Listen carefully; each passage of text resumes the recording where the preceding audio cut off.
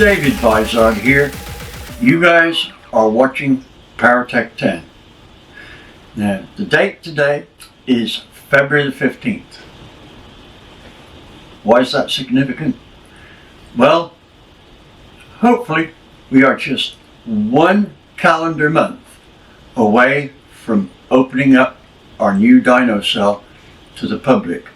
Yes, March 15th will be our first shooting from that location. Let me tell you a few things about this dyno cell. First, it's going to be one of the most advanced dyno cells you'll see on YouTube. We have equipment that other guys just haven't even heard of. But that's not all. And I think I ought to get back to my office to tell you all about this because I think it's quite exciting. And hopefully you guys will as well. Follow me. Well, here we are, office bound now, but let me get started here. Why are we getting a dyno at this stage? Well, it was partly prompted by the fact, now I'm referring to my notes here, by the fact that Engine Masters, which was David Freiberger's deal, about March last year, shut down the production of new videos.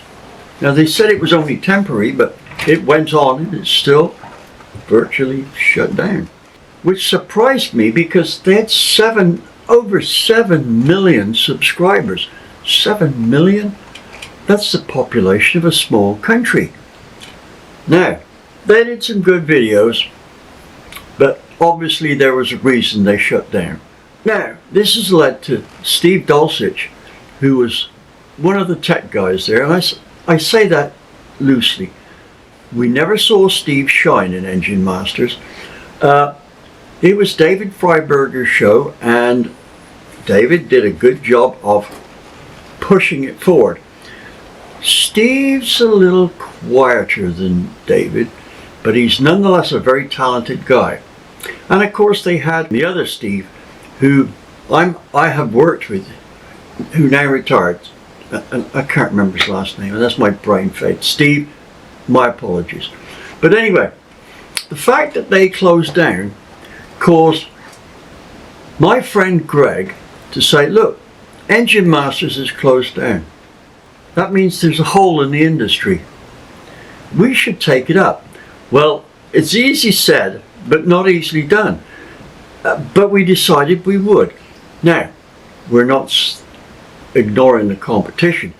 People don't realize this, but the journalistic field of endeavor is incredibly competitive. The only way I've succeeded in this area is not because I'm a good writer. Hell no, I must be one of the worst on the face of the planet. Look, I'm renowned for not spelling, but my argument is you don't have much imagination if you can only spell a word one way. For instance, think about this, I can spell door 5 different ways. See if you can come up with 5 different ways of spelling door. Open and close. Back to my deal here. We've got Power Nation. Now, they've only got, I say only here, jokingly, they've only got 1 million odd subscribers. After 7 million for Engine Masters, it sounds pathetic. No, they've had to work their butts off to get 1 million. And the current team, I think Pat Topolinsky's been there since day one. Pat is an ex-School of Automotive Machinists down in Texas. That school is run by a friend of mine, Judson Massengill. Judson's been to my classes 3 times. I would like to have reciprocated, but he's all the way down there. Now, if you want to learn anything about working in the industry and being somebody who's qualified to work in the industry, School of Automotive Machinists is in a league of its own. Judson is a racer, doesn't like to be beaten at anything. He takes that attitude right to his school. Anyway, my point is that Pat and his assistant, Frankie Foreman, seem to be well suited, and it looks like Frankie's got somebody who will help him steer in the right direction should it need to be done. Anyway, thing is Power Nation has got a lot going for it. That's serious competition for us. Can we do better? Well, you know, if we can do just as good as them, but in a slightly different field, I'll be more than happy. But then we've got Richard Holdner. I've been friends with Richard for Lord knows how long, right? He had hair then. Anyway, Richard, I say he's only got 318k. He's clawed his way up to that with no or very little outside assistance. PowerTec 10, well actually MotorTec Features group, it's got about 150,000 subscribers now. We're doing all right. We've only been going, well, I guess it's coming up for about 2.5 years now. So, we're doing okay, but we needed to take a step upward. So what we are going to do is tackle the problem of presenting you with information in somewhat of a different way. We are going to focus on stuff that is, or that ranges from simple technology for the guy who is, let's say, he's just started college or he's even at school still and wants to build an engine on next to nothing. We'll cover that. We'll show you how you can build an engine for the cost of a set of gaskets and a set of rings and bearings. Yeah. And make more horsepower than stock by selecting your parts. And by doing a bit of groddling on this, that and the other with a grinder. Right? So that's one thing. But at the other end of the scale, we're going to address the professional part of the industry. For instance, if you look, and I keep quoting this one, if you look at my episode 85 in PowerTec 10, you will see that it doesn't rely on technology from any other single source other than PowerTec 10 and my work with my team. Now, no other video on the face of the planet presents that information. You couldn't get it from a Formula One guy. You couldn't get it from a NASCAR guy. You couldn't get it from a pro stock guy. They didn't know it.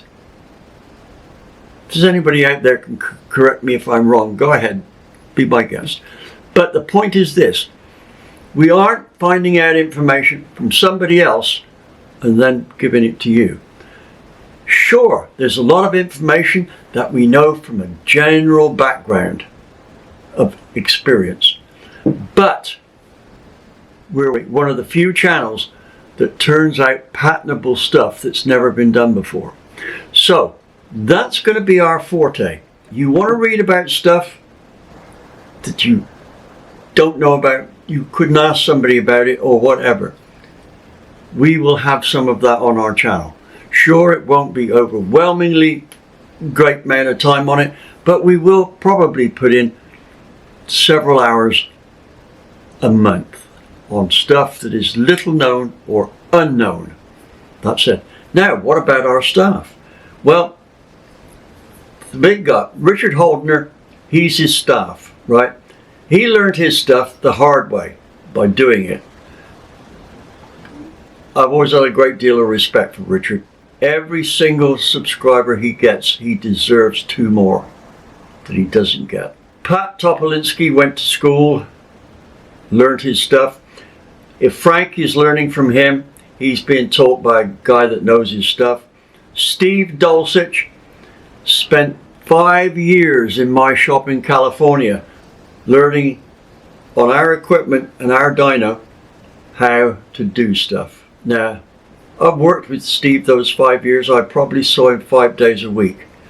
You couldn't meet a nicer guy. But not only that, he is extremely smart. He's a brilliant writer. I mean, here's Shakespeare. Here's Steve. Everybody else is down there. The guy I model my writing and my text on Steve because it needs modeling on somebody who knows what they're doing. But anyway, that's the point there.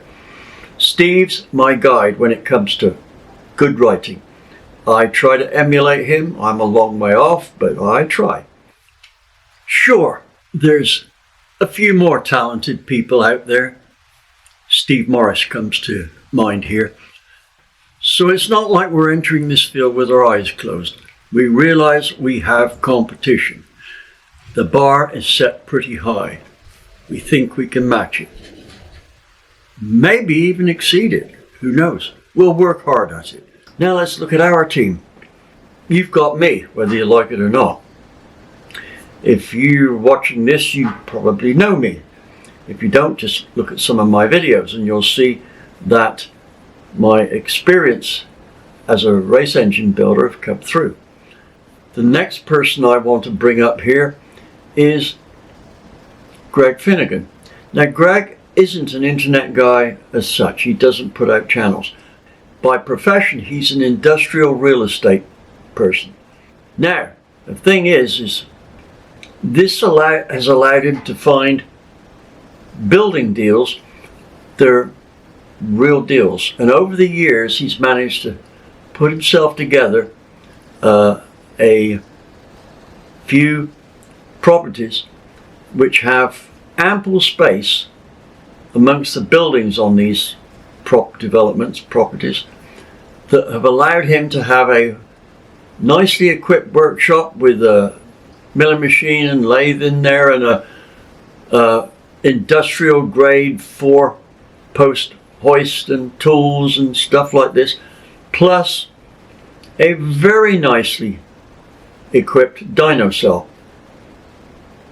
I'm not sure exactly how much the dyno cell is worth, but $250,000 might not be out of place with all the equipment in it. So it's as good as anybody's out there and almost as good as the very best. Almost. But that's Cup cars and Formula One guys have got dynos that cost more than that. That's Greg. Now, how come he's got a dyno? Well, he loves building engines. Now, how good is he? Damn good. He came second in Engine Masters in his division, and I think it might have been second overall. So he knows his stuff. He knows how to run a dyno. He knows how to run a flow bench. He knows how to do most of the things in a machine shop that are related to lathes and mills. Then we have Andy Wood. Andy is a long-time racer. I think he did his first race when he was, well, not quite in diapers, but not far off that. He built his own car out of scrap parts when he was about 14. Now, Andy might ask, well, where's his strength? Well, I'm going to tell you, so just hold tight. Andy's strength is A. He can turn his hand to building almost anything and use most of the howdy folks tools in a machine shop. I don't mean an auto machine shop, I'm talking about a production machine shop. Like, he can use my mill, he knows how to use the lathe, so he's proficient there. He can weld. Oh, so can Greg. He can fabricate. But do you know what Andy's true worth is in this deal? He is a brilliant, I think the word here is orator. When you see Andy do a video, basically that's no rehearsal. That's the first time take. The editing on it is minimal. If he spends 5 minutes editing, that's usually it. He can do a 20-minute video at 4 o'clock in the afternoon and post it at 7. Me, I start a video at 9 o'clock in the morning. 3 days later, I finished it and I post it. And that's a 20-minute video. Then we have Brian, the newest to our group. Brian is a very successful NASCAR engine builder. He's also finding out that he's far too, what's the word I'm going to use here, not conservative, he doesn't let people know what he's done very easily. He's had people question his skills and his role in NASCAR. Well, look, let me tell you something. All of those leads he puts on his video where he's won this and what, I told him to do that. Why? Because most people out there want to see some qualifications. This is an area I've had a great deal of difficulty, and they say, how come you can be qualified as a motoring journalist to do this? Hell, I don't want to have to say this again, but I guess I ought to. I am not an automotive journalist. I'm a research engineer. You'll get to know about me if you watch our channel. You'll see that I'm capable of running every single machine in a machine shop, auto machine shop, plus a whole lot of machines they don't use.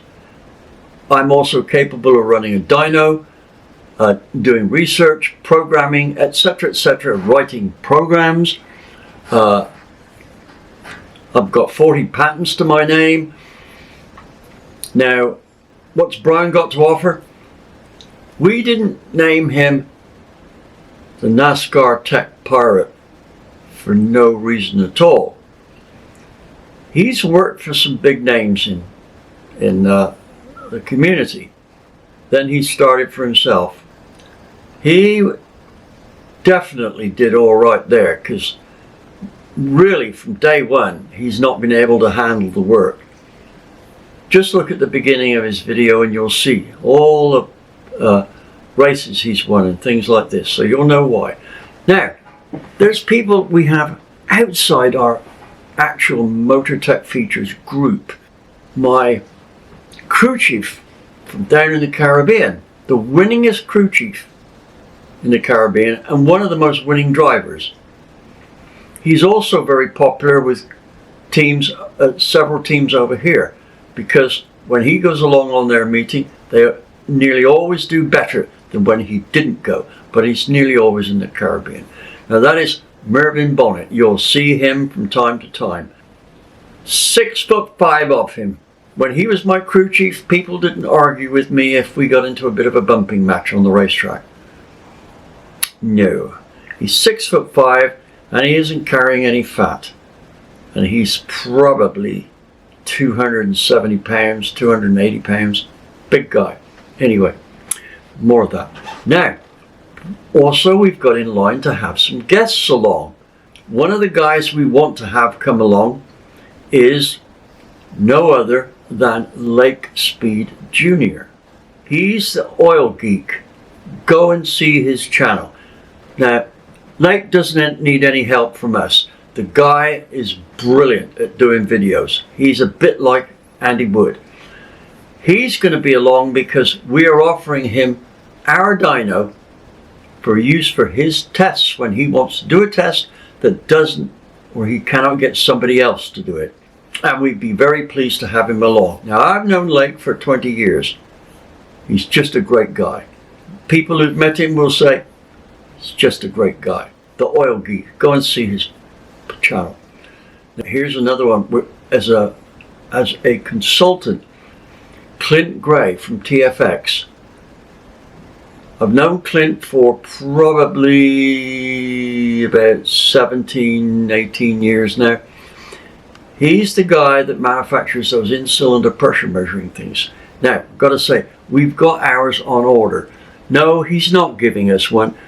He's building one specially for us and we're paying for it.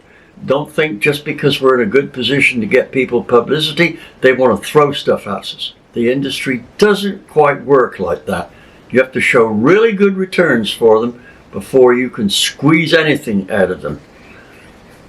Not so much for the aftermarket industry. They usually throw it at you because, well, especially for me, because I show really what's going on. If a company doesn't want me to test something, I'm immediately suspect that it isn't a very good product, which makes me want to buy it.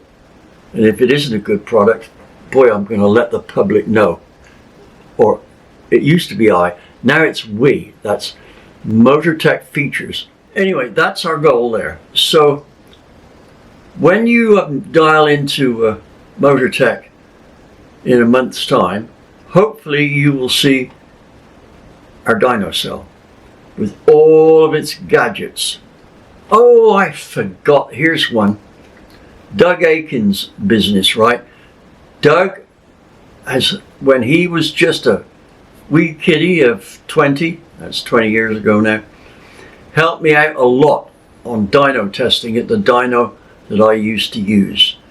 They're no longer in business now. But Doug started his own company and it's doing well. He's got something like 20 employees and you're going to see a lot of stuff from them. Where Doug's gone with this is he had a good knowledge of engines, but a friend of his was a very successful NASCAR engine builder, so he came into Doug's business. But Doug is very good with transmissions and bodywork. You should see some of the cars that he builds for cup car guys. You're going to see that. Plus, we're going to go to the drag strip with them. These aren't just show cars. These are show and go. These NASCAR guys, they want to look good. They want to go good. That's really important. Do you know how much indignation it can cause for a cup car guy to be passed by an ordinary street guy on a hopped up car? Not good. So Doug has to measure up with his engines. An interesting choice of guest is Eric Weingartner. Now, some of you may have watched his cam shootout deal, which was a pretty ballsy thing to take on. Rules were very tight, didn't quite allow optimum setting for everything, but it was the same for everyone, including me. And you'll note I didn't bitch and moan about it at all. Now, the point is this. It took a lot of organization for Eric to do that, and initially it looked like it was going to cost him money, but it was so popular that actually I think he pretty much broke even on it, so that was good. Now, having seen that, what I wanted to do, or what the group wanted to do, was to give Eric the opportunity to do a test where he had no constraints on the setup. Maybe a test on a smaller scale, because he did have, I think it was 23 entrants for the cam test. That's an overwhelming number to test in whatever it was, 4 or 5 days. So we're not necessarily looking at cam tests here. What we're doing is we're opening up the shop for Eric to either bring along an engine of his own or to come along with some parts he wants to do a comparison of. Either way, he'll have the advantage of using our shop, which is good. And I think I've mentioned this already. We've got a couple of pro stock guys lined up. One of them's already okayed it, and the other one I'm still chasing around after. This is a guy that's already been to my shop a couple of times, so it shouldn't be impossible to get him. It's just a question of when. We're also going to have some people that we think have been instrumental in pushing the speed equipment business forward. I was actually friends with a guy that I think was the first person to open a speed shop, 1919. Now he's not with us anymore, but just think, starting a speed shop in 1919. And it wasn't in USA, it was in England. Remember earlier on I said one of the things that journalists have to do, you have to keep producing top stories all the time. That means you have to think of them. Now, before the days of current modern journalists where they have dynos to hand, they had to rely on other people. And since they didn't know much about what they were doing, and I say this, and it's in all honesty, most motoring journalists they don't know one end of a wrench from another. I say most. That's when I got into the business. There was so much junk and bullshit in these magazines, it was unreal. It really was. It was terrible. And that's how come I got into the business of writing stuff, because I thought, if this is the most they know, I can set them right on it. Well, things have got a lot better. But just having a dyno or a flow bench doesn't actually mean you know what you're doing. It's you can prove what you think is right or wrong, but you may not know why it's right or wrong. So you may not be able to take the next step. Well, that's not where we are.